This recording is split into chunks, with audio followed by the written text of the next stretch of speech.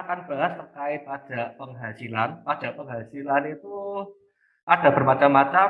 Di sini kita bahas yang pertama itu terkait adalah pajak pasal 21 atau PPh pasal 21. Nah, PPh pasal 21 sendiri itu objeknya itu apa? Objeknya itu ya pasti terkait dari gaji atau upah, honorarium, tunjangan, atau pembayaran lain dalam bentuk dengan nama atau bentuk apapun. Nah, terkait apa? Terkaitnya ya pasti pekerjaan, jasa, dan kegiatan yang dilakukan oleh orang pribadi. Nah, jadi, PPh pasal 21 ini tuh mencakup pemotongan-pemotongan atau pemotongan pajak yang, kita bertransaksi dengan, pihak orang pribadi, seperti itu. Nah, terus pemotongnya itu siapa? Nah, pemotongnya sendiri untuk PPh pasal 21 itu bisa pemberi kerja. Nah, pemberi kerja itu bisa orang pribadi dan badan.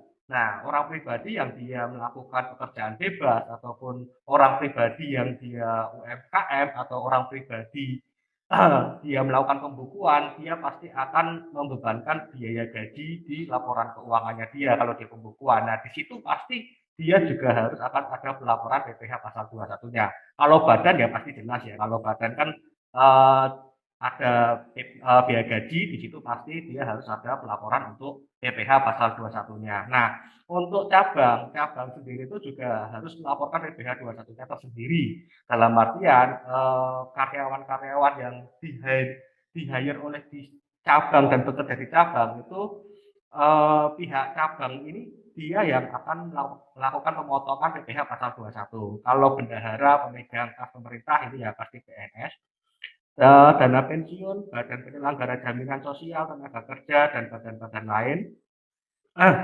Orang pribadi yang melakukan kegiatan usaha atau pekerjaan bebas. Nah, ini yang tadi yang saya maksud, orang pribadi yang melakukan kegiatan usaha atau pekerjaan bebas, itu juga akan melakukan pemotongan PPh pasal 21 apabila untuk objeknya sendiri di atas PTKP. Kalau di bawah PTKP ya dia hanya berkewajiban untuk melakukan pelaporannya. Dan penyelenggara kegiatan.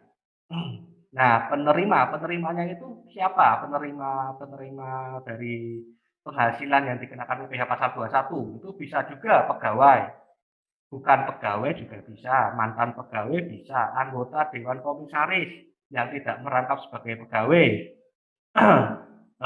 Ada yang menerima uang pesangon, pensiun, uang manfaat pensiun, THD, JHT, termasuk ahli warisnya. Nah, peserta kegiatan itu juga bisa berupa peserta perlombaan, peserta rapat, atau konvensi, atau sidang, ataupun peserta anggota kepanitiaan, peserta pendidikan, ataupun kegiatan yang lainnya. Nah, penghasilan, yang dikenakan PPh pasal 21.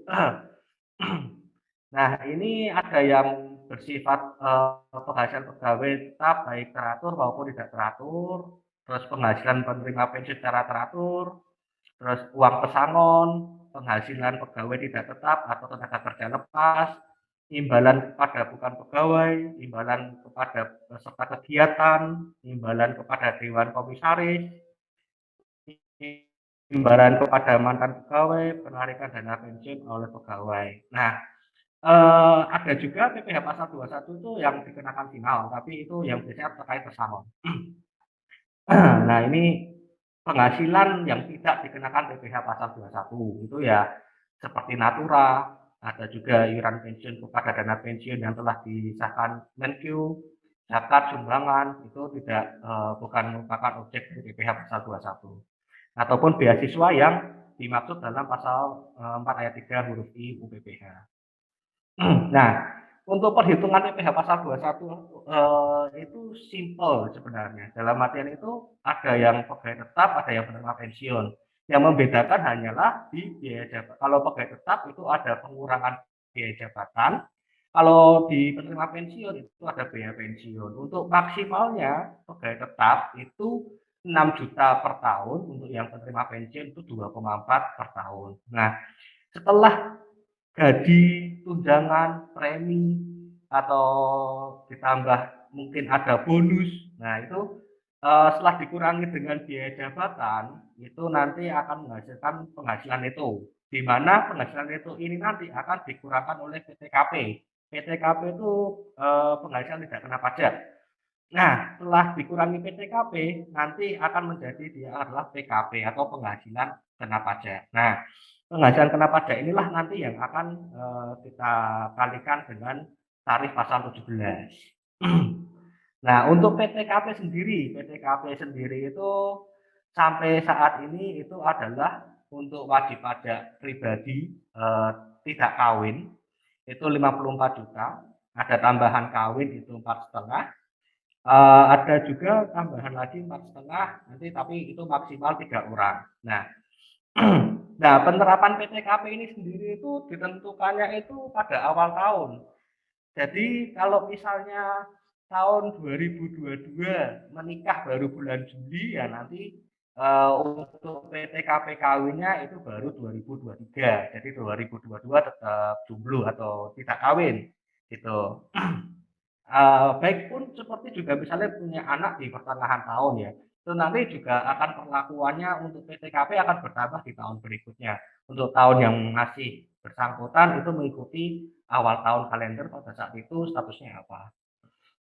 Nah ini, rank PTKP-nya atau, eee tabel PTKP ini ada TK0 54 juta, maksimal adalah 72 juta untuk PTKP tahunan, PTKP bulanannya, dan ada PTKP hariannya.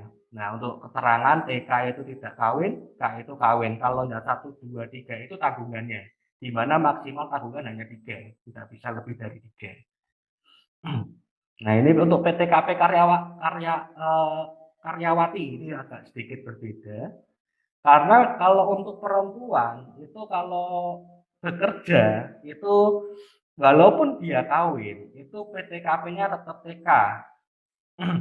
Tapi kalau, suaminya tanpa penghasilan itu dia baru bisa ada status kawinnya, tapi itu harus ada keterangan tertulis dari pemerintah daerah setempat. Nah, serendah-rendahnya itu kecamatan bahwa suami tidak menerima atau memperoleh penghasilan. Nah, kalau tidak kawin juga dia sebenarnya bisa punya tanggungan, misalnya punya anak angkat atau sebagainya. Nah, itu maksimal 3 orang.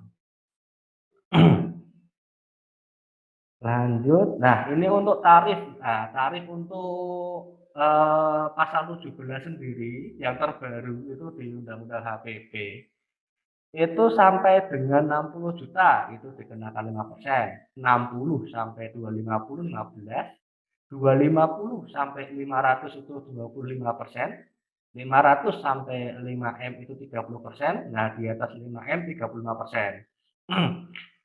Ini perbandingan dari antara UU PPH sama UU HPP. Nah, kalau dulu itu hanya 0 sampai 50 dia dikenakan 5%, tapi posisi sekarang 0 sampai 60 dikenakannya 5%. Nah, pembedanya hanya di bagian tarif awal, tarif kedua, dan tarif terakhir. Di mana kalau di UU PPH dulu di atas 500 30%, di UU HPP di atas 5M 35%. Jadi untuk 30% di UU HPP hanya 500 sampai 5M saja. Nah, ini untuk, PPh pasal 21 untuk tenaga kerja lepas. Nah, tenaga kerja lepas itu bisa dihitung harian, itu ada uang saku harian, mingguan, satuan, atau borongan, itu kalau di bawah 450.000 per hari, itu tidak dipotong.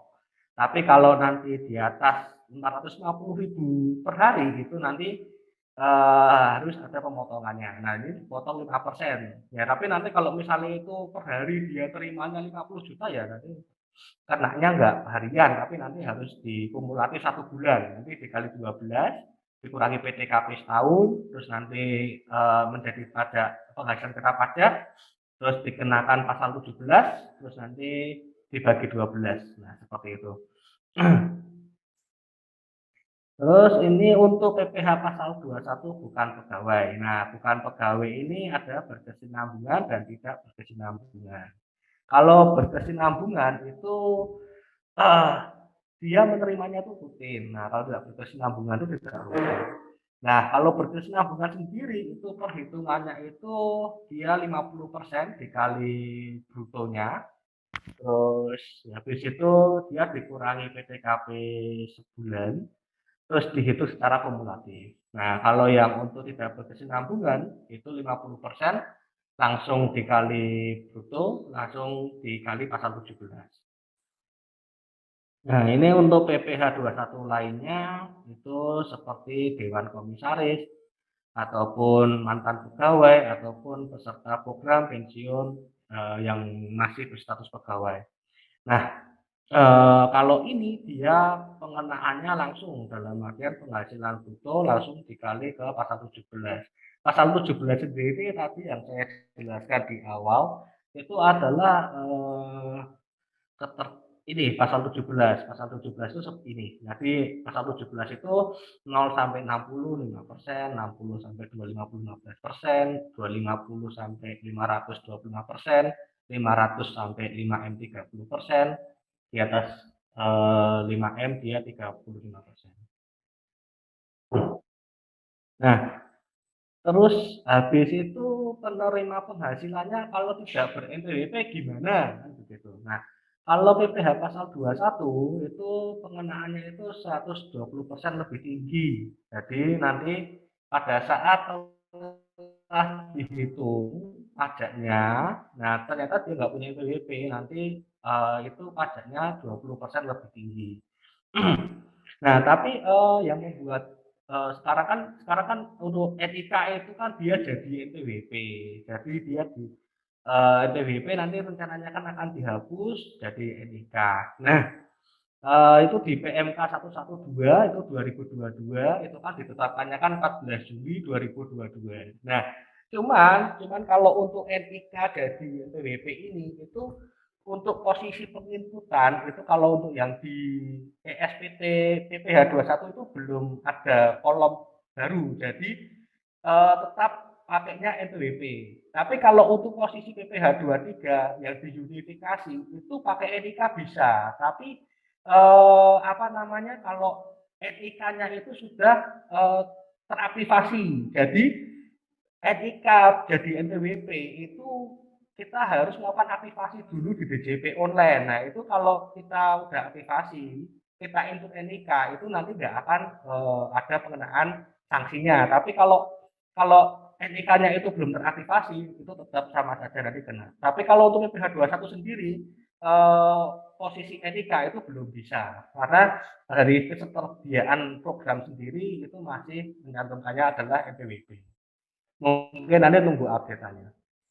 Nah, untuk perhitungan PPh pasal 21.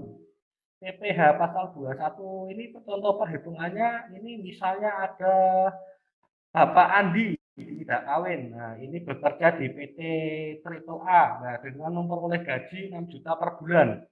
Pada bulan Maret memperoleh bonus 5 juta. Nah, di sini itu akan memperhitungkan gaji setahun 12 kali 6 juta ditambah bonus itu untuk menghitung nanti total 77 juta, dihitung biaya jabatan itu 5% kali 77 juta itu 3,8, itu diingat maksimal 6 juta ya, jangan sampai lupa.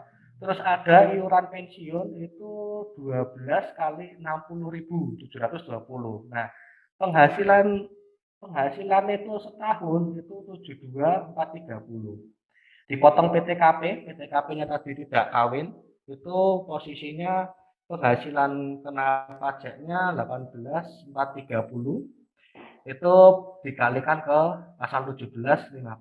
Nah, untuk menghitungnya itu gaji dan bonus. Habis itu dihitung untuk PPh pasal 21 gaji yang gaji saja yang tanpa bonus. Nah, kalau ini dihitung gaji saja itu adalah posisinya untuk posisi apa namanya biaya jabatan itu 5% kali 72, terus dipotong iuran pensiun, terus habis itu dipotong PTKP, PTKP-nya tadi tidak kawin 54 juta, penghasilan kena pajak itu 684, Nah, dari hasil, apa namanya, PPh pasal 21 atas gaji dan bonus 9021 dipotong 684 itu adalah 237, inilah yang itu merupakan PPh atas bonusnya. Jadi nanti kalau menghitung bonus itu dihitung bonusnya sendiri saja, jangan nanti kebablasan dalam artian, eee, malah bulan-bulan selanjutnya pakai perhitungan yang plus bonus. Nah, kami kalau seperti itu nanti akan terjadi lebih potong. Nah, kalau ada lebih potong nanti akan ribet pada saat pembuatan A1-nya dan pada saat pelaporan SPT 21 bulan Desember. Nah, di sini, contoh yang untuk, perhitungan PPh pasal 21, komisaris bukan pegawai tetap.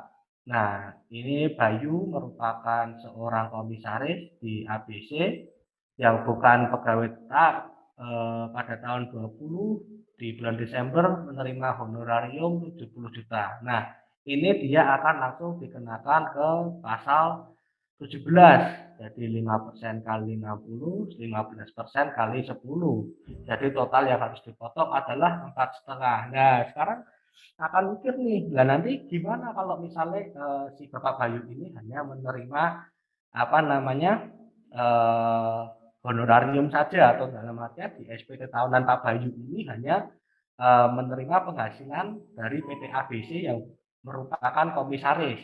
Nah, itu nanti jatuhnya pasti akan ada lebih bayar.